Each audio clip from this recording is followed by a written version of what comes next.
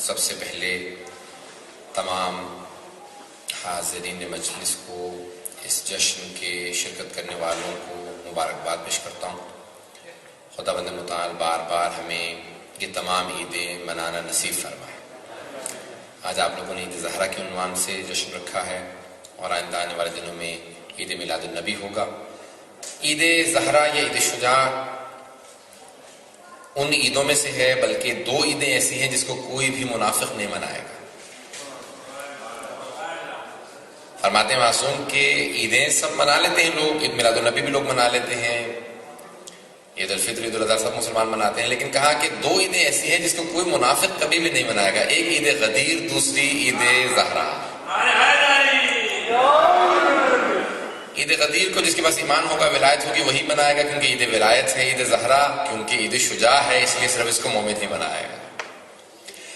تو بہرحال مناسبتیں بہت زیادہ ہیں اس عید کے اوپر، کیونکہ ایک تو 12ویں امام کی تاج پوشی ہے، عید غدیر پہلے امام کی تاج پوشی ہے، اور عید زہرا آخری امام کی تاج پوشی ہے۔ وہاں پہ ولایت کی بنیاد رکھی گئی تھی، یہاں پہ ختم ولایت ہو رہا ہے۔ تو بہرحال تاج پوشی ہے، بار علیہ السلام کی ولادت کی تاج پوشی ہے، ان کی ولایت کی اور ان کی امامت کی تاج پوشی ہے، اس لیے بہرحال عید زہرا کا اس کو عید شجاع۔ اور دوسری سی مناسبت ہے کہ یہ پہلا دن ہے کہ جہاں پہ اہل بیت نے واقعہ کربلا کے بعد خوشی منائی ہے۔ دیکھیں غم میں سب شریک ہو جاتے ہیں، پتہ نہیں توجہ ہے یا نہیں، سب کے سب ہے نا، غم میں سب شریک ہو جاتے ہیں۔ کوئی بھی محلے سے گزر رہا ہوگا کہ وہ ان کے چلے غم میں ہے، غم میں آ جاتے ہیں۔ خوشی میں صرف اپنے شریک ہوتے ہیں، کیونکہ خوشی میں پتہ چلتا ہے کہ کون چاہنے والا ہے، کون حسد کرنے والا ہے۔ جب انسان کو ترقی ملتی ہے، خوشی ہوتی ہے، گھر میں کوئی اچھی مناسبت ہو، بچے کی شادی ہو، تو بہت سے اپنے بھی ناراض ہوتے ہیں، ارے ان کے ہاں تو شادی ہے۔ اہل بیت کی خوشیاں کم ہیں، غم زیادہ ہیں، اس لیے ان کی خوشیوں میں کبھی غم نہیں منانا چاہیے۔ پتہ نہیں توجہ ہے یا نہیں ہے۔ کوئی ایسا نہ کہے کہ کوئی ان کی خوشی کے اندر کبھی کہے کہ نہیں میں تو خوش نہیں منا رہا ہوں، میں تو ابھی بھی غم میں ہوں، نہیں، بلکہ ان کی خوشی میں زیادہ خوشی منانی چاہیے، کیونکہ اہل بیت کی خوشیاں کم ہیں، غم زیادہ ہے۔ واقعہ کربلا کے بعد پہلی بار اہل بیت علیہ السلام نے خوشی منائی ہے، نہ جانے کیسی خوشی ہوگی کہ اہل بیت خوشی منا رہے ہیں۔ اور واقعہ کربلا کے بعد جو خوشی نہیں مناتے تھے، یہاں تک کہ چوتھے امام فرماتے ہیں، کہا کہ آج پھوپھی اماں سب بیویوں سے کہہ دیجئے کہ گھر میں میٹھا بنائیں، اپنے بالوں کو سنوار لیں، کیونکہ اپنے بال نہیں سنوارتی تھی بیویاں، گھر میں میٹھا نہیں پکتا تھا، خوشبو نہیں لگاتی تھی۔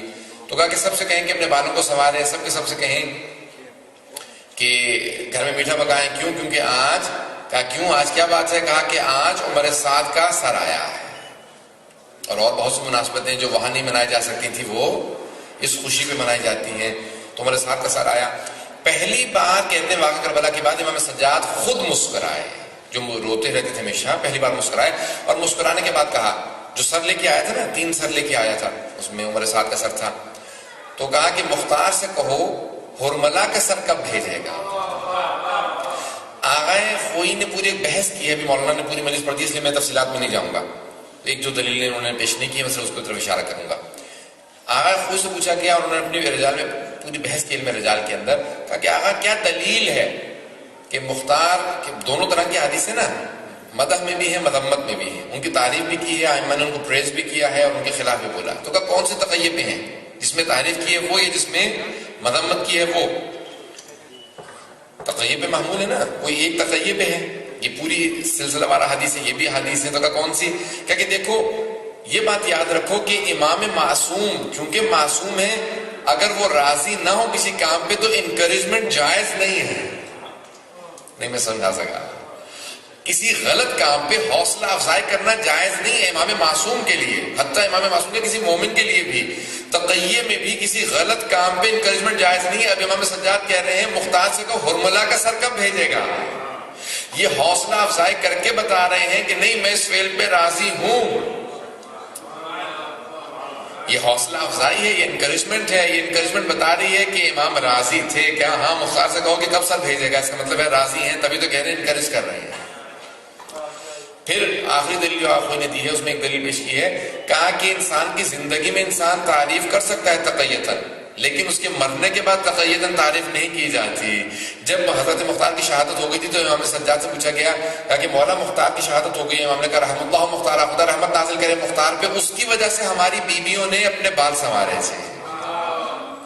اس نے بنی ہاشم کی مستورات کو خوشی منانے کی موقع مہلت فراہم کی تھی. خدا رحمت نازل کرے مختار پہ. کہا یہ مرنے کے بعد جو دعا کی جاتی ہے یہ صرف اس کے لیے کی جاتی ہے جس سے انسان راضی ہوتا ہے، کسی غلط آدمی کے لیے کبھی دعا نہیں کرتا. دعائیں یہ جملات امام کے، اور بہت سی دلیل پیش کر سکتا ہوں. تو یہ 3 مناسبتیں ہو گئی. ان سب کی توجہ ہے تب میرے ساتھ کہ پہلی مناسبت تو تاج پوشی ہے 12ویں امام السلام کی. دوسری بہرحال یہ جو سر آئے ہیں شہداء کے. تیسری کہ اہل بیت علیہ السلام نے خوشی منائی ہے. چوتھے بعض لوگوں نے لکھا ہے کہ 9 یا بلکہ 10 ربیع الاول کو جناب سیدہ خوشی منایا کرتی تھی، اسی لیے اس کو عید زہرا بھی کہا جاتا ہے. کیوں؟ واقعی کربلا سے پہلے کہ آپ فرماتی تھی کہ 10 ربیع الاول کو شاید حدیث میں ملتا ہے جناب رسول خدا کی جناب خدیجہ الکبریٰ سے شادی ہوئی تھی. تو اس کو بھی یہاں پہ لا کے منایا جاتا ہے کہ 9 ربیع الاول کی بی بی 9 یا 10 ربیع الاول کو خوشی مناتی تھی.